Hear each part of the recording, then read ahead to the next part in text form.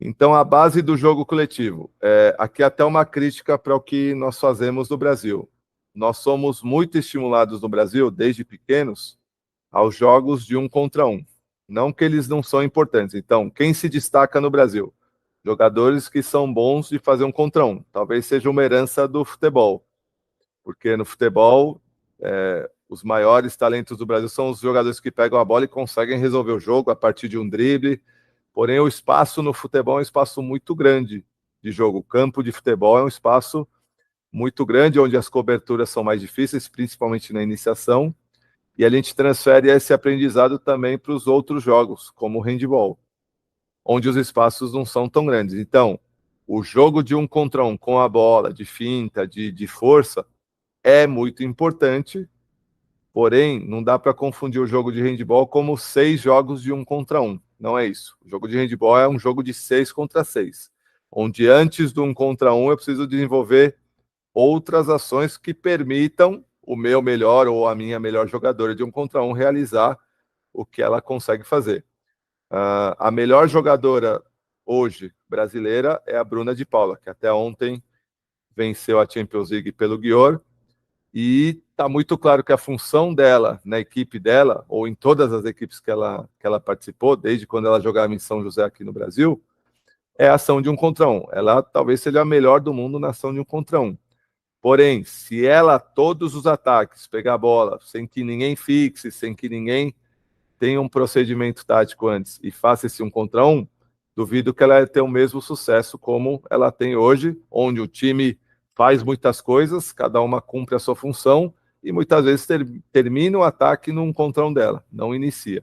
Então, isso é uma crítica para como nós estamos formando os jogadores do Brasil, sempre baseados no 1 contra 1.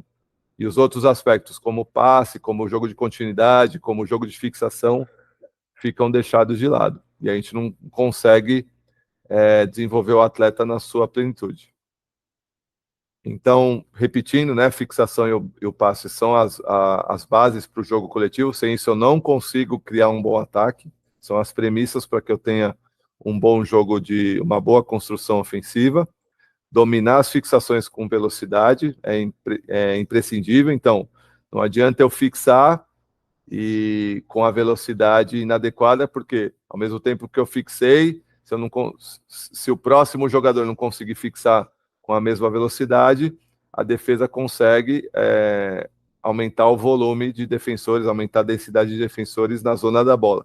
E não é isso que interessa para a defesa. Eu preciso primeiro separar os defensores para depois partir para a ação de criar.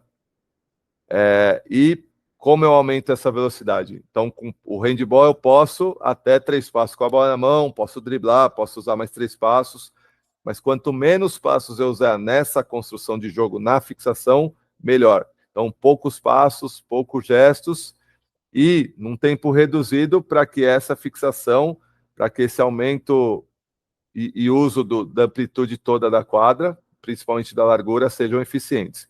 Então, poucos passos, poucos gestos e pouco tempo com a bola na mão. Então, handball, quando a gente fala de jogo coletivo, eu faço um X em cima desse jogo de 1 contra 1. O handball não é uma soma de 6 jogadores fazendo 1 contra 1, muito pelo contrário.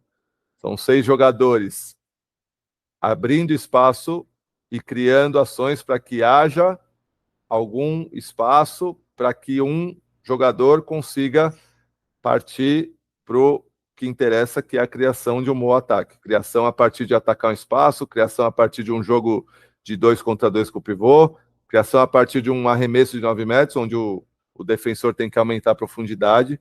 Então, tem que se eliminar um pouco esse jogo de 1 contra 1 na criação do jogo. O jogo de 1 contra 1 tem que ser para terminar a ação de ataque. E aí eu coloquei duas pequenas animações que eu vou deixar rolando e depois a gente vai comentar um pouco sobre elas e a diferença delas, tá? A primeira, elas são bem parecidas, mas elas têm uma diferença fundamental. E aí que depois eu vou tentar explanar um pouco em relação a elas. Essa é a primeira.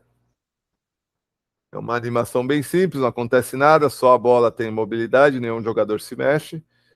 E o único jogador em movimento é aqui o jogador número 2 que está trabalhando com o pivô.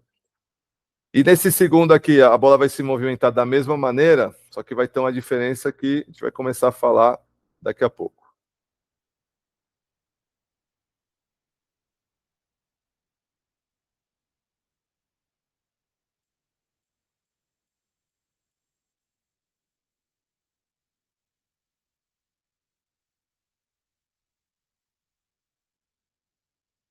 Então, esse aqui é o famoso que os estudiosos gostam, né? Do handball de prancheta, que sempre vai dar certo ou sempre vai dar errado, porque você faz o que você quer. Óbvio que não é tão simples assim.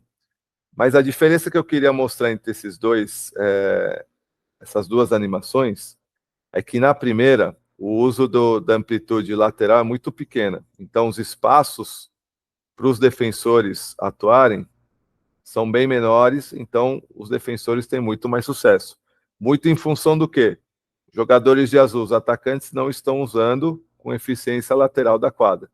Então, no jogo de handball, quando a gente começa a ensinar o jogo tático coletivo, a primeira coisa que deve se estimular é a amplitude dos espaços, da ocupação de espaços da quadra. Então, a quadra vai medir 20 metros de largura aqui em Angola, na Noruega, no Japão, a não ser uma quadra de escola que é menor, mas se a quadra tiver 10 metros de largura, eu preciso usar esses 10 metros de largura em sua plenitude.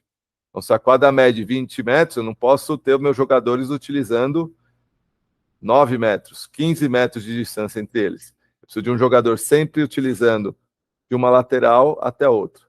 Essa é a premissa para que eu comece a ter um jogo de fixação eficiente. Porque se eu tenho um jogador que está numa lateral da quadra e um outro jogador que está a 20 metros de distância dele, a distância entre os defensores já começa a ficar maior.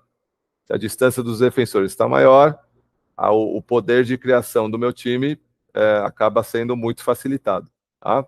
Então, essa é a diferença aqui entre essas duas animações que eu coloquei.